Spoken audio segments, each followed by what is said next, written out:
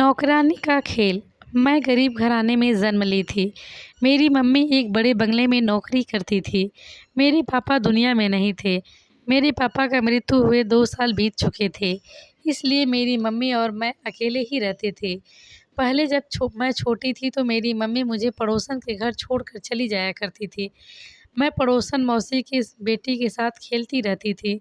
लेकिन जब मैं 15 साल की हो गई तो मेरी माँ मुझे अपने साथ काम पर ले जाती। मैं पहले भी कभी-कभी काम मम्मी के साथ बंगले पर चली जाती थी, लेकिन काम नहीं करती थी।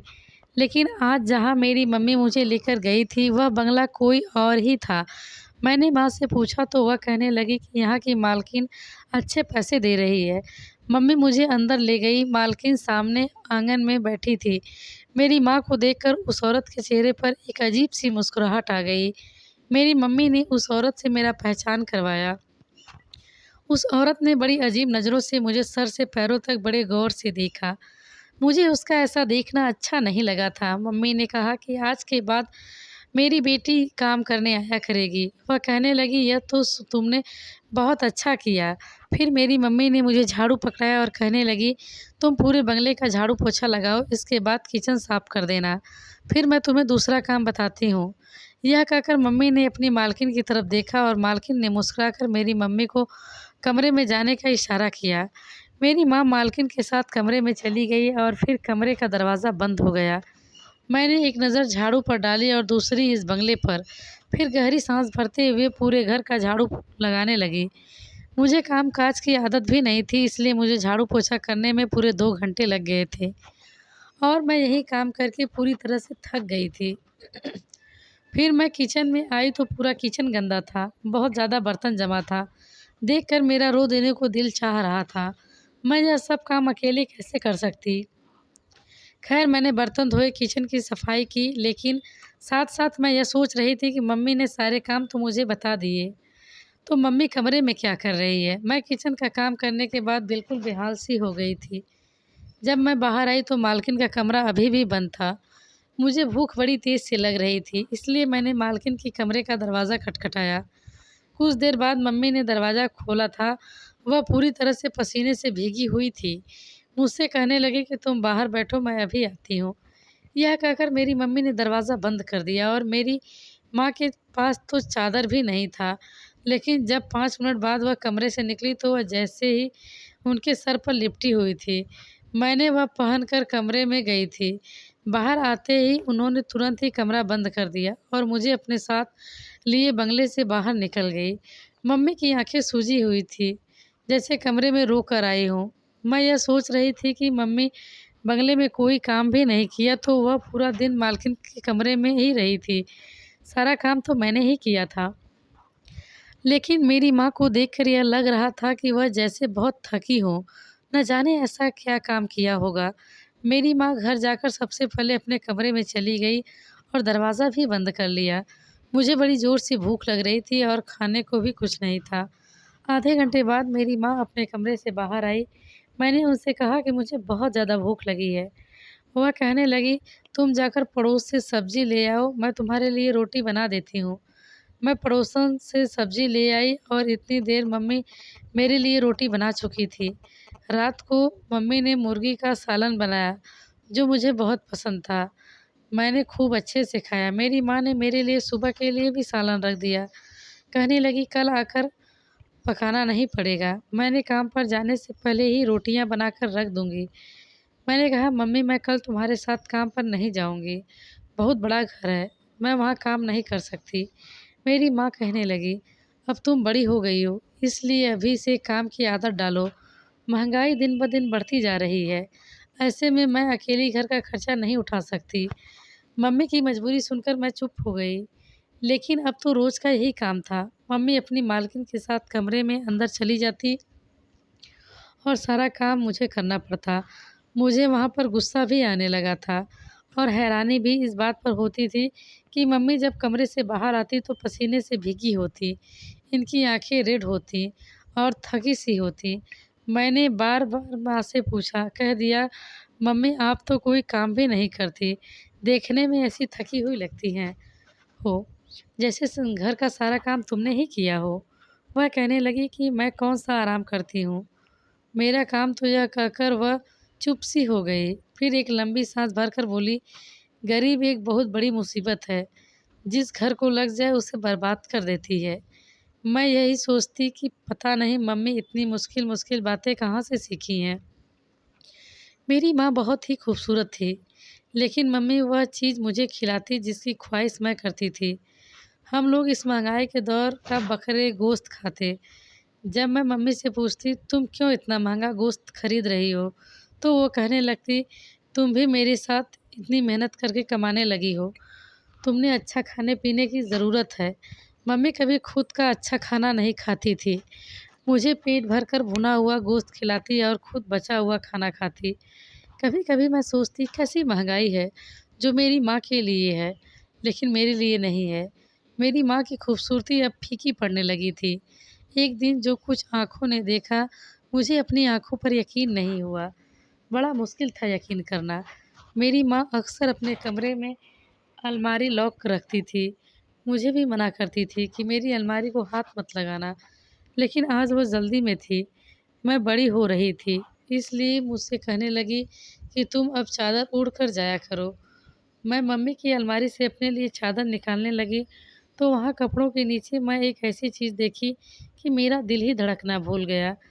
मेरी माँ मुझे बाहर से पुकार रही थी। मैंने चादर ली और कमरे से बाहर आ गई। मम्मी आज फिर से उस मालकिन के कमरे में थी। मेरा आज काम करने का बिल्कुल दिल नहीं कर रहा था।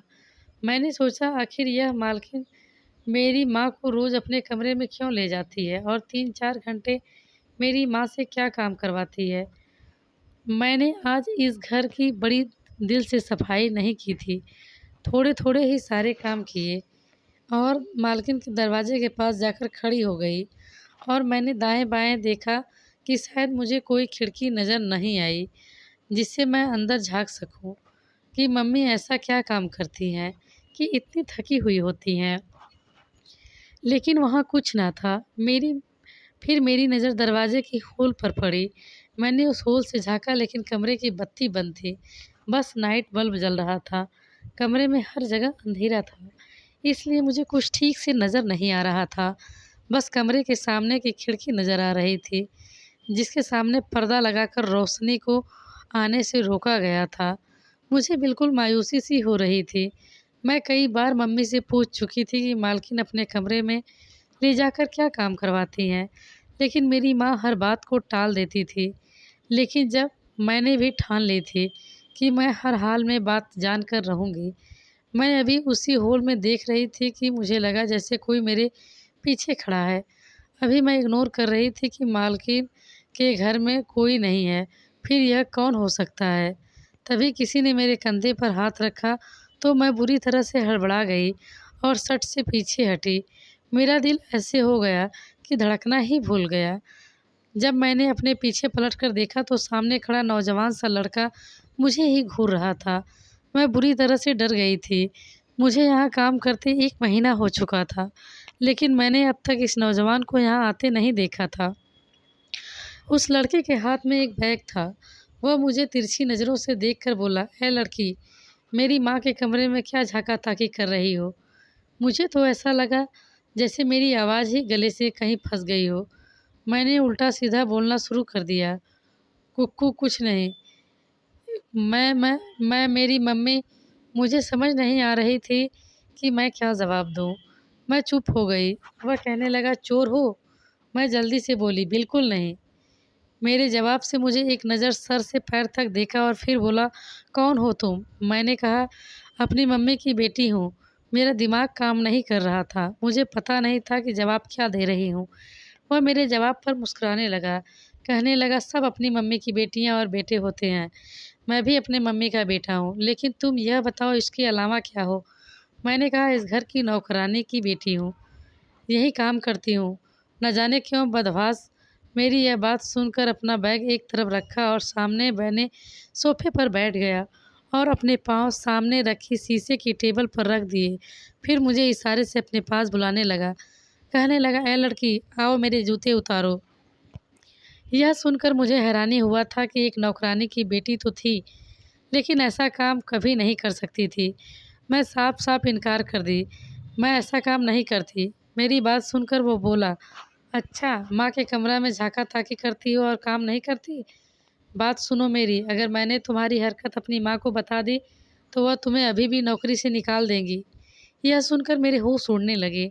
मैंने कहा, आप ऐसा कुछ मत कहना, मेरी मम्मी मुझे बहुत मारेंगी। मेरी बात सुनकर वह मुझसे कुछ न बोला, बस अपने पैर में जूते की तरफ इशारा करने लगा। मैं बेबसी से इसके पास पहुंची और 17-18 साल का लड़का था। शक्ल का उस मालकिन से नहीं मिलती थी, लेकिन बहुत घमंडी किस्म का था। मैं उसके पास खड़ी शीशे के टेबल के पास बैठ गई और उसके जूते उतारने लगी। मैंने जब उसके जूते उतार कर एक तरफ रख दिया तो वह मुझसे एक गिलास पानी मांगने लगा। मैं किचन में आ गई। पहले अपने हाथ अच्छी तरह धोए, फिर उस लड़के को पानी दिया। इतने में कमरे का दरवाज़ा खुल चुका था। वह मालकिन अपने बेटे को देखकर बेहद खुश थी। वह हॉस्टल में रहता था, यहाँ कुछ दिन की छुट्टी बिताने आया था।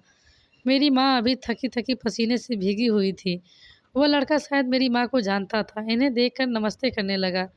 मेरी माँ ने भी नमस्ते का जवाब दिया और फिर मम्मी ने वापसी की इजाज़त मांगी और मुझे अपने साथ लिए वो बंगले से बाहर निकल गई। अगले दिन जब मम्मी के साथ काम पर गई तो वह लड़का नाश्ता कर रहा था। मेरी माँ फिर से मालकिन के कमरे में जा चुकी थी। मैं बंगले की सफाई करने लगी। वह लड़का एकदम मुझे ही देखे जा रहा था। मैंने भी खूबसूरती अपनी माँ जैसी ही पाई थी। मेरी उम्र 15 साल की थी। मैं जब लड़के के कमरे की सफाई करने के लिए गई तो वह मेरे पीछे कमरे में आ गया। मुझे हैरत उस वक्त हुई जब कमरे का दरवाज़ा बंद किया। मेरा दिल डर के मारे कांप रहा था। वह मुझे बड़ी अजीब नज़रों से देख रहा था। मेरे पास आ गया। मैं फ़ौरन से पीछे हटी और कमरे के दरवाज़ा की तरफ बढ़ने लगी, लेकिन इससे पहले उस दरवाजे के पास पहुंच गया था, मेरी जान ही निकल गई थी जब उसने कमरे में दरवाजे की कुंडी लगा दी और अपने कदम मेरी तरफ बढ़ाने लगा। क्या देखने की कोशिश कर रही थी? एक एक कदम मेरी तरफ बढ़ाते हुए पूछ रहा था। मैंने कहा, मुझे बाहर जाना है। आपने दरवाज़ा क्यों बंद किया? वह मेरी बात को नज़रअंदाज किए मुझे बड़े गौर से देख रहा था। उसकी तेज़ नज़रों ने मेरे पूरे शरीर में सनसनी सी फैला दी।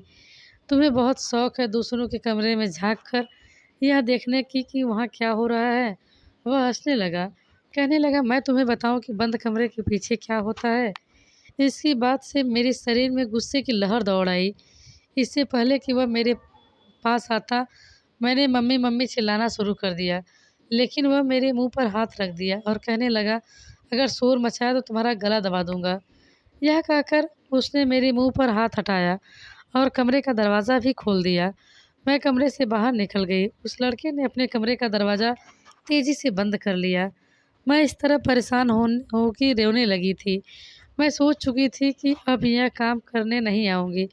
मैंने बाकी का काम करते हुए मम्मी जैसे ही मालकिन के कमरे से बाहर निकली, मुझे रोता देखकर परेशान हो गई। मुझसे रोने की वजह पूछने लगी। मैं उस वक्त मालकिन के सामने कुछ नहीं बोली। मैंने कहा, मेरे सर में बहुत तेज़ दर्द हो रहा है। मैं पूरे रास्ते रोती रही। मेरी मम्मी मुझे घर की बजाय डॉक्टर के क्लिनिक ले जाने लगी, लेकिन मैंने मना कर दिया। घर जाकर मैं मम्मी के साथ गले लगाकर फूट-फूट रोने लगी और उस लड़के की बातें बता दी। मेरी माँ बहुत परेशान हो गई थी। मैंने कहा, मम्मी मुझे उस बंगले में काम करने नहीं जाना है। मेरी माँ ने मुझे चुप करवाया और कहा, कल से वह अकेली ही जाया करेगी। अगले दिन मैं घर पर ही थी, लेकिन उस दिन जब मम्मी घर पर आई थी तो उसका चेहरा रेड हो गया था और बहुत ज़्यादा थकी थी। आते ही बिछी चारपाई पर लेट गई। जब मैंने मम्मी को छूकर देखा तो वह बुखार से तप रही थी। मैंने जल्दी से मम्मी को पानी पिलाया, खाना खिलाया। घर पर रखी बुखार की दवा थी। रात भर मम्मी का सर दबाती रही। उसे अभी तेज़ बुखार था। वह नींद में हाय हाय कर रही थी। मेरे पास रिश्ते के नाम पर सिर्फ एक मम्मी थी। अगर उसे भी कुछ हो जाता तो मैं कैसे रह पाती। सुबह तक मम्मी का बुखार तो काफ़ी कम हो गया था, लेकिन थकावट बहुत ज़्यादा थी। इसके बावजूद वह मालकिन के घर जाने को तैयार थी। मैंने कहा कि वह आज छुट्टी कर ले, लेकिन वह कहने लगी कि छुट्टी नहीं कर सकती वरना नौकरी छूट जाएगी। मैंने कहा, तो ठीक है, आज मैं अकेली काम पर चली जाती हूँ। मेरी बात सुनकर मम्मी की रंगत उड़ गई थी। कहने लगी, नहीं, तुम्हें अकेले कभी नहीं भेज सकती। इस बार मम्मी के साथ मैं उस बंगले में चली गई, लेकिन मेरी माँ की तबीयत ठीक न होने पर वह बिल्कुल ही बेहाल सी हो चुकी थी। मैंने उनसे कहा कि वह एक जगह बैठ जाए, मैं सारे काम खुद कर लूँगी। वह ज़मीन पर एक कोने बैठ गई। उस मालकिन का बेटा आज मुझे कहीं भी नज़र नहीं आया था। शायद वह वापस हॉस्टल जा चुका था। मैंने पूरे घर की सफाई की। मम्मी एक कोने में बेहाल सी बैठी थी। जब सारे काम खत्म हो गए तो वह मालकिन से कहने लगी, तुम्हारी माँ तो बहुत बीमार है, इसके हिस्से का काम कौन करेगा? यह सुनकर मुझे मालकिन पर गुस्सा आने लगा। अफसोस भी होने लगा कि मैंने कहा मेरी माँ बीमार है। वह कहने लगी, मैं कुछ नहीं जानती, मुझे अपना काम पूरा करवाना है। तुम्हारी माँ से नहीं होता तो तुम करो। मैंने हामी भर ली। राज तो मुझे भी जानना था कि वह मालकिन घंटों मेरी माँ से क्या काम करवाती थी। जो मेरी माँ की अलमारी में हज़ारों के कई नोट पड़े रहते हैं। लेकिन जैसे ही मालकिन के कमरे में जाने लगी, मेरी माँ मुझ पर चिल्लाने लगी, कहने लगी, तुम अंदर नहीं जाओगी। शायद मेरी मम्मी पास में ही थी, इसलिए मेरी और मालकिन के बीच की बातें सुन ली थी। इसलिए तेज़ बुखार में भी वह बोल पड़ी। बहुत मुश्किल से उठी और मुझे लेकर वापस बाहर आ गई। शाम को मैं मम्मी को डॉक्टर के पास लेकर गई। अगले दिन मेरी गहरी नींद सो गई रही थी। मैं चुपके से घर के बाहर निकल गई। अब तो सोच में पड़ गई थी कि मुझे मालूम हो कि बंद दरवाजे का राज क्या है। मैं इस बार अकेली बंगले में चली गई। वह मालकिन मुझे अकेला देखकर मेरी माँ के बारे में पूछने लगी। मैंने कहा उनकी तबीयत ठीक नहीं है। पहले तो मालकिन ने मुझसे घर का सारा काम करवाया और फिर उसके बाद कहने लगी मैं वहाँ काम करूँ जो मेरी माँ करती थी। वह मुझे डबल पैसे देंगी जितना मेरी माँ को देती थी। मैं उसकी बात मान गई। उस वक्त मुझे पैसा नहीं चाहिए, बस यह जानने में दिलचस्पी थी कि वह मेरी माँ से क्या काम करवाती हैं कि जब कमरे से बाहर आती हैं तो थकी थकी होती हैं। जब उस मालकिन के कमरे में गई तो पूरे कमरे में अंधेरा छाया हुआ था। उस मालकिन ने एक नाइट बल्ब ऑन किया और खुद वॉशरूम में चली गई। मैं धड़कते दिल के साथ उस कमरे की बेड पर बैठ गई। कुछ देर बाद जब मालकिन वॉशरूम से बाहर आई तो उसने रात का कपड़ा पहन रखा था। मुझे देखकर हैरत हुई। जब उस मालकिन ने कमरे की कुंडी लगाई तो मेरे होश उड़ गए थे। मैं समझ नहीं पा रही थी कि वह मुझसे क्या काम करवाना चाहती है। मैं खड़ी हो गई, लेकिन इतनी देर में वह मेरे पास आ गई। फिर उसने मेरे हाथ में जैतून की तेल दी, शीशी पकड़ा दी, कहने लगी कि मैं इसका मसाज करूं और बिना रुके मुझे उसका मसाज करना था। वह एक मोटी सी औरत थी और उसके शरीर में दर्द की शिकायत रहती थी। वह हर रोज़ मेरी माँ से 3-4 घंटे लगातार मालिश करवाती थी। मेरी माँ थकान से बेहाल सी हो जाती थी और कभी-कभी थकान से रोने लगती थी कि गरीबी की इंसान इस कदर थकावट रख देती है। लगातार 2 घंटे इस औरत का मसाज करने के बाद मैं खुद पसीने से भीग चुकी थी। उस औरत ने अपने पर्स से 2000 निकाल कर दिए और कहने लगी, यह बीमारी मेरी बहुत बड़ी मजबूरी बन गई है। इस जैतून के कुछ खास जड़ी बूटियां हैं, इसकी मालिश के बाद ही मैं कुछ चल फिर सकती हूँ, वरना एक कदम भी उठाने की मेरी चीखें निकल जाती हैं। फिर वह कहने लगी, तुम्हारी माँ ने बताया था कि मेरे बेटे ने तुम्हारे साथ बदतमीजी की थी। मैंने उसे इस बात पर बहुत डांटा और तुमसे माफ़ी भी मांगती हूँ। आगे वह तुम्हें कुछ नहीं कहेगा। मैंने तुमसे कोई जवाब नहीं दिया और कमरे का दरवाज़ा खोलकर बाहर निकल गई। मुझे मेरी माँ के बारे में हर सवाल का जवाब मिल चुका था। मैं जितना भी अपनी माँ का इज्जत करूँ उतना कम है।